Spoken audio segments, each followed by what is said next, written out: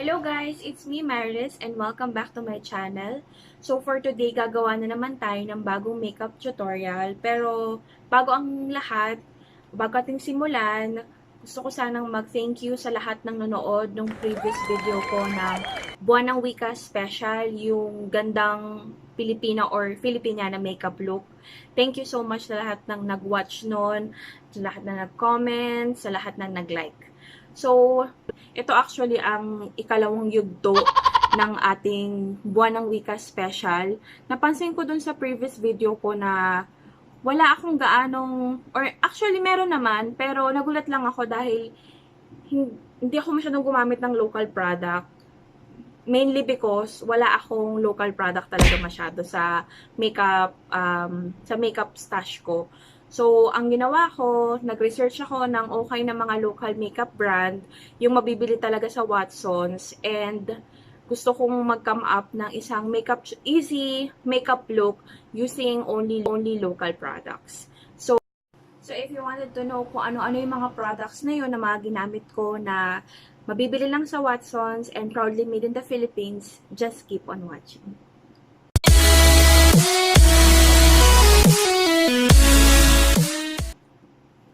Okay, ito na nga. So, ang dami kong pimple marks na hanggang ngayon hindi pa natatanggal. And wala akong kahit ano sa aking face, maliban na lang sa skincare. And ngayon, try natin yung una kong nabili sa Watsons for our base. And that is the Bilena All Day Liquid Foundation. Ito siya. Nung pumunta ko ng Watsons, dalawa lang yung shade na nandun, porcelain, tsaka silk. So, sabi ni ate, masyado maputi na daw yung porcelain. So, try ko daw itong silk. Pero feeling ko mas maputi pa rin to. I'll open lang. Pero if in case na mas maputi din siya sa akin, I'm thinking pwede ko siyang haluan nung all-covered skin saver na in tan. Well, anyway, local product pa rin naman siya. So, pasok pa rin siya sa ating video. Okay, sabi dito, all day liquid foundation. And lagay ko na lang yung price sa description box ng video. Pero this one is 195 pesos. Sabi dito, shake well before using. Shucks, feeling ko talaga maputi sa akin to. So, travel friendly siya, oh. Naka-tube lang. Tapos, ito yung dulo. Pwede din naman. Okay na rin. Okay. Magkakaalaman yan pag nilagay na sa mukha eh. Okay. May amoy siya. Mabango. Yes, slightly mabango. Ako naman, hindi naman ako gaanong sensitive sa smell ng mga makeup. Basta wag lang siya talagang amoy. Kasi merong, di ba, may amoy Crayola, yung amoy gamot na hindi mo maintindihan yun. Medyo ayoko nun. Pero pag gantong mildly chemical, mildly scented, pwede na. Pasok na. So, teka. Mag-squeeze pa tayo kasi feeling ko kulang to sa mukha ko. Ngayon lang talaga ako bumili ng foundation sa Bilena. So, talagang hindi, medyo naninibago ako doon. Kanina, nagtanong ako kay ate na i-help niya ako. Kasi meron doon foundation na nasa bote. Pero sabi ni ate, ang coverage nun is hindi pakak. So, ito yung full coverage. Sabi ko kasi, hindi na ako bibili ng concealer. So, kailangan yung foundation is kayang takpan yung mga pimple marks ko.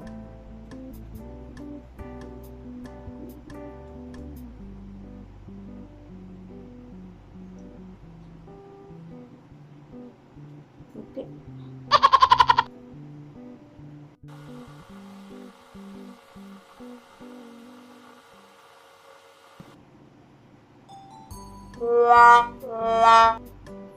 Ang puti na sa akin.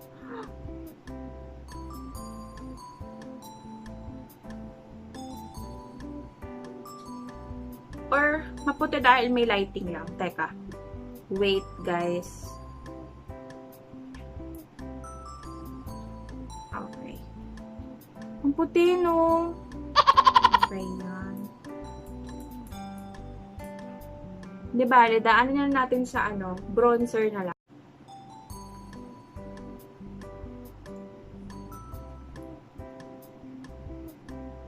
Oh, di ba? Flawless na.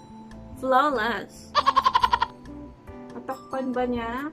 Yes, natakpan niya yung aking pimple mark. Maliban lang dito kasi the mother to eh. The mother pimple mark. Uy, in fairness ang ganda ng foundation ng Bilena. Ngayon ko lang discover to.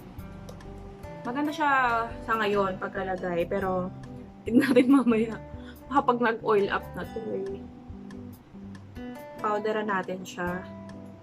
Since wala tayong concealer, diretso na tayo sa loose powder. This is Eyeshadow, so local product pa rin to dito sa Philippines. Hindi pa tayo pumapalya.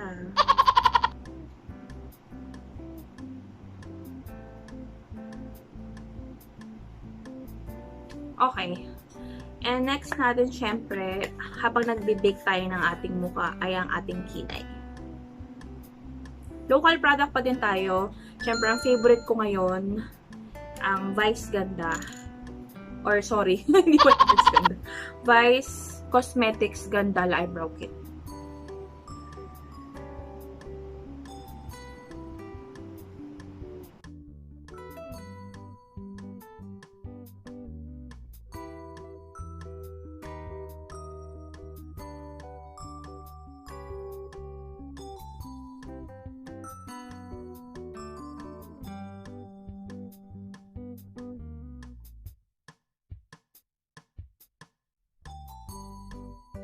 We will put yung kanyang eyebrow gel.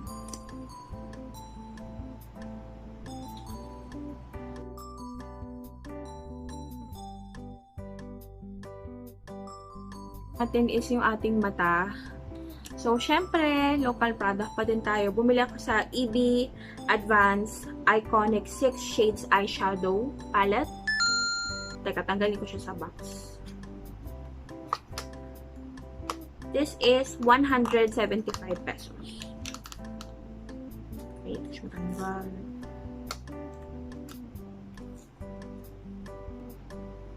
Fairness, ganda. And ang pangalan niya ay, ano pangalan nito? Mixed Metals. Wala, paano siya buksan? Okay. Ay! Ano pala? Okay, may kasama siyang eyeshadow brush, yung sponge style. Hindi na gagamitin yan. This one. Charan! Fairness, ha? So, yung sa target nating look is for everyday. Siguro, I'll try to limit lang one color or all over the eyelids na lang. Let's try this one. This color.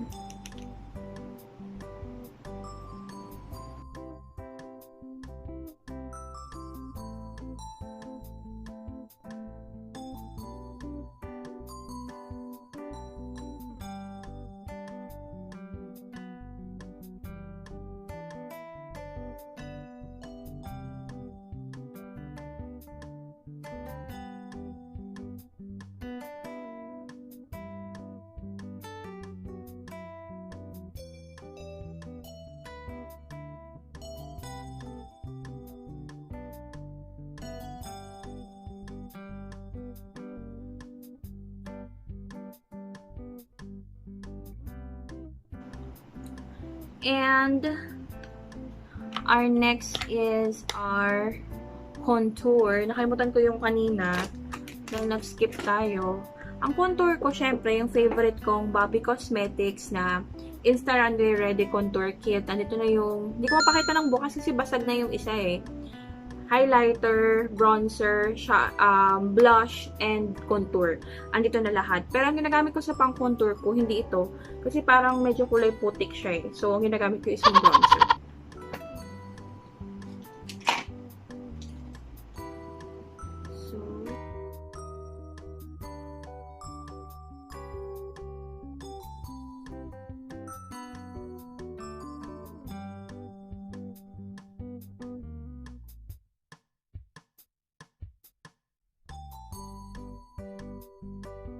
Gamitin kong pang blush ay yung Colourette.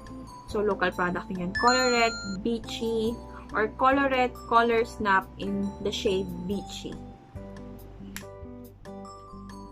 Yung sponge na lang din yung gagamitin ko.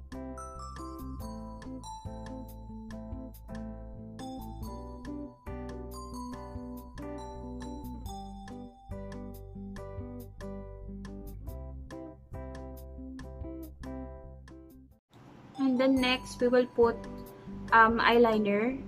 And then what I have is the Bilena pencil eyeliner.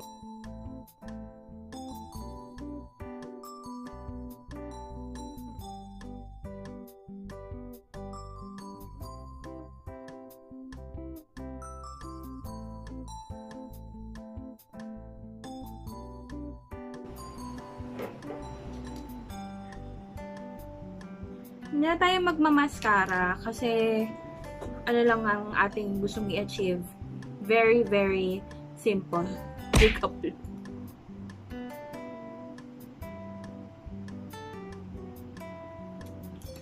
And then, syempre, lastly, ang ating lipstick. Actually, pwede naman tayong mag-highlighter. Wait lang. Lasang, hindi sunod-sunod. Ano ba?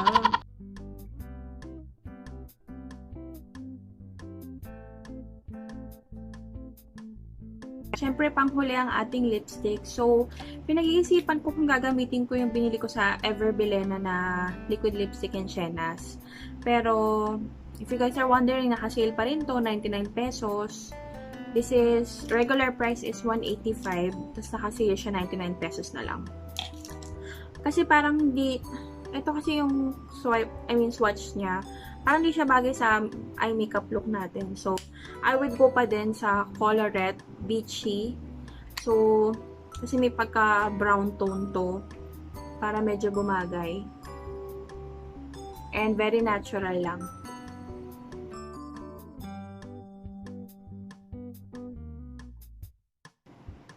And we're done. Babalik lang ako. Ayusin ko lang yung hair ko and I'll be back.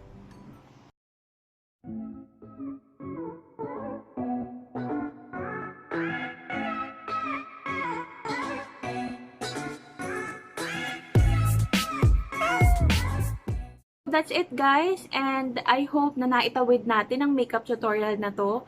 At lahat ng ginamit ko ay local products lang, all proudly made here in the Philippines. At ilalagay ko na lang lahat ng products sa description box and pati yung prices. And I hope nagustuhan nyo tong video natin.